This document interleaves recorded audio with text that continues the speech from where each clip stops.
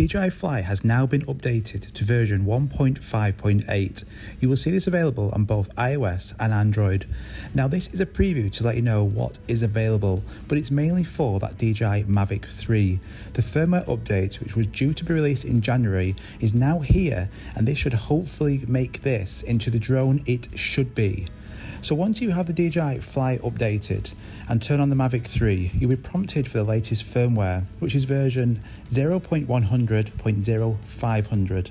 Now this includes loads of new updates, which I'll be testing fully without rushing to give my honest feedback on these. Now some of the great features added from this huge list are: we now have 6 quick shots, we've got panorama photos, burst shooting, and then a digital zoom in normal video rather than using that telephoto. So it'll be interesting now to see the quality zooming in on that 5.1K main micro four thirds lens. That's a great addition. When using D-Log, we've now got the option to use color assist, and then on focus track we've got the ability to use zoom and use that D-Log color profile on focus track, which we couldn't do before.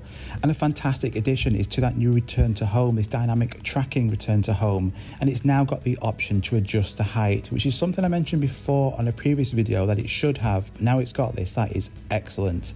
And then the telephoto camera has got some added sharpness and bug fixes. Now I'm sure you'll agree this is a huge update, and I cannot wait to check out these features.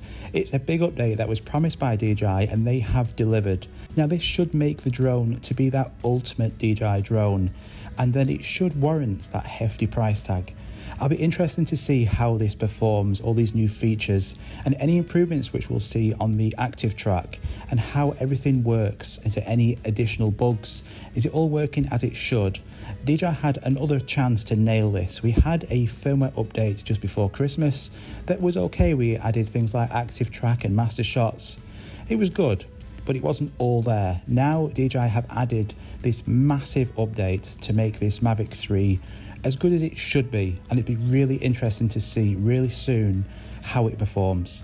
So I'll be providing my honest opinion really soon, so make sure you subscribe for more videos coming really soon on this topic. And for now, get updating your Mavic 3 and let me know in the comments down below how you find this new update.